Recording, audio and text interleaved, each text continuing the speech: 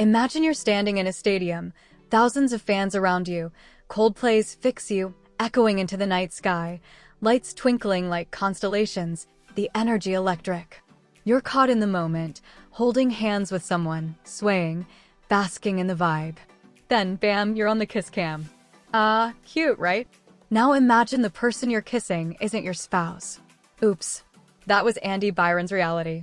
And the internet? Oh, it noticed. Please don't forget to subscribe and like this video.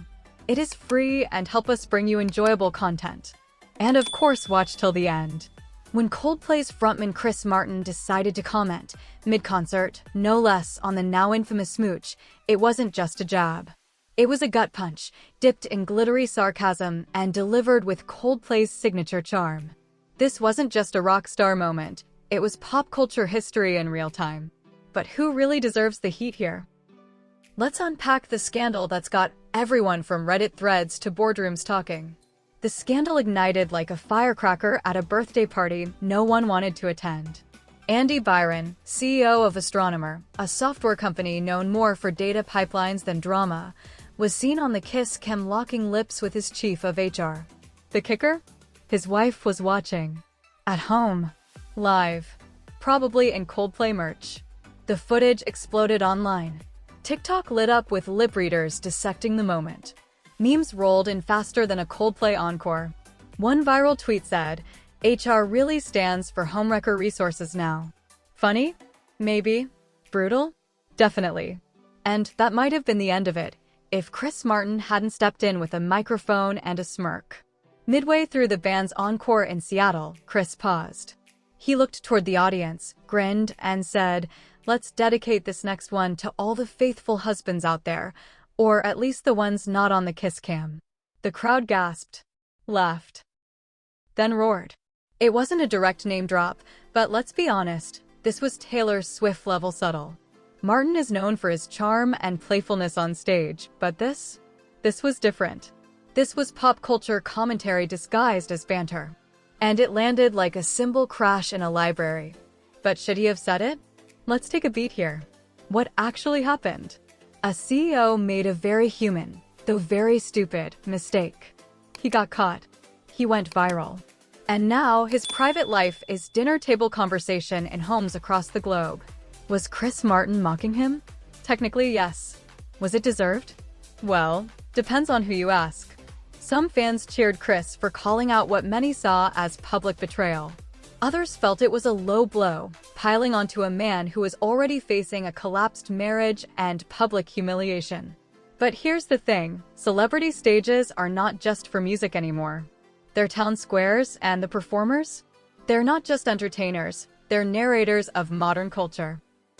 So, was Chris just narrating the obvious? Or stirring the pot? Before he became internet famous for all the wrong reasons, Andy Byron was respected in tech circles. Think Patagonia vest, espresso in hand, whiteboard flowcharts at 9 a.m. As CEO of Astronomer, he was known for innovation and precision, not infidelity.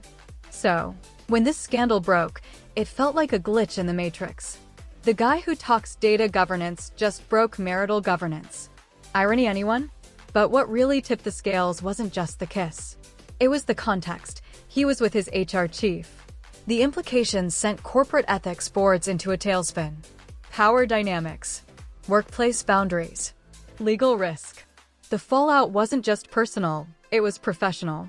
And Chris Martin, knowingly or not, lit the fuse. Think about it. Why did this kiss cam moment take off while thousands of others vanish unnoticed? Easy. It had all the ingredients of a viral cocktail. Guitar, a beloved band as the backdrop. Broken heart, a public betrayal. Office building, a corporate twist. Astonished face, an unexpected celebrity comment. It was relatable and unrelatable at the same time. We've all been embarrassed in public. We've all made mistakes. But most of us haven't been globally exposed by a pop star. The situation blurred the lines between entertainment and real life, and suddenly, everyone had an opinion. Which begs the question. Let's pause the pitchforks for a second. What if Andy Byron is just a flawed human who made a terrible decision and then got digitally crucified? Sure, he crossed a line. Maybe two. But do we, the collective internet, have the right to shred him for it? This is the double-edged sword of modern scandal. Private moments, once safely awkward, can now go globally viral. Andy Byron's kiss wasn't just a mistake. It became content. And once something becomes content, empathy gets filtered through likes, retweets, and snarky YouTube commentary. So yeah, maybe Andy's choices sparked the fire. But we're fanning the flames. Chris Martin's jab wasn't just for entertainment. Music has always been a mirror to society. From Bob Dylan's protest songs to Beyoncé's Lemonade, musicians often lead the cultural conversation. Was Chris playing that role? Or just being cheeky? Either way, Coldplay fans ate it up. Suddenly, the concert wasn't just about the set list, it was about the moment. The kiss cam, the fallout, the acknowledgement. And Chris Martin went from frontman to folk hero in a single sentence. But what does it mean when even concerts are places where private mistakes become public theater? Behind the scandal, there's a deeper conversation. This saga taps into something bigger than Coldplay lyrics and HR drama. It's about accountability. How do we own our mistakes when the world is watching? Boundaries. Where's the line between personal error and public ridicule? Digital morality. Are we better because we cancel people? Or just louder? Andy Byron might fade from the headlines, but the questions his story raises won't. In an age where anyone can go viral, for better or worse, it's worth asking, are we prepared for the consequences? Professionally, his reputation has taken a body blow. Astronomer issued a tight-lipped internal memo. The board is reportedly reviewing leadership, values alignment. Translation: they're figuring out how to make this mess disappear. Personally, his wife filed for divorce within 48 hours of the incident. The internet has labeled him everything from clown to walking HR violation. But life moves on. The meme cycle resets. Someone else messes up. And Byron might rebuild, privately, hopefully wiser. Yet he'll always be that guy. The one who got kissed, got caught, and got cold-played. It's easy to reduce Chris Martin's comment to a jab. But maybe it was something else. Maybe it was a pressure valve.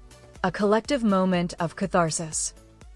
Because whether you're married, single, or somewhere in between, seeing a high-profile figure called out for bad behavior on the same stage where people come to escape is weirdly satisfying.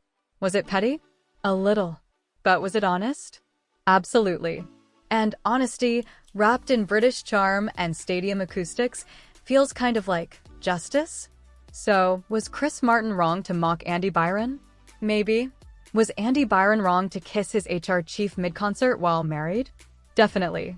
But beyond the drama, this story gives us a look at what happens when music, morality, and meme culture collide. It's a reminder that the Jumbotron never forgets, the internet never sleeps, and sometimes, karma comes with a killer soundtrack. So, next time you're at a concert with someone you shouldn't be with, maybe just skip the kiss cam. Or at least sit in the nosebleeds. What do you think? Was Chris Martin out of line? Or was this the justice anthem we all needed? Do viral callouts create accountability? Or just a cycle of shame? Drop your thoughts. This one's too juicy to keep to yourself. Seattle.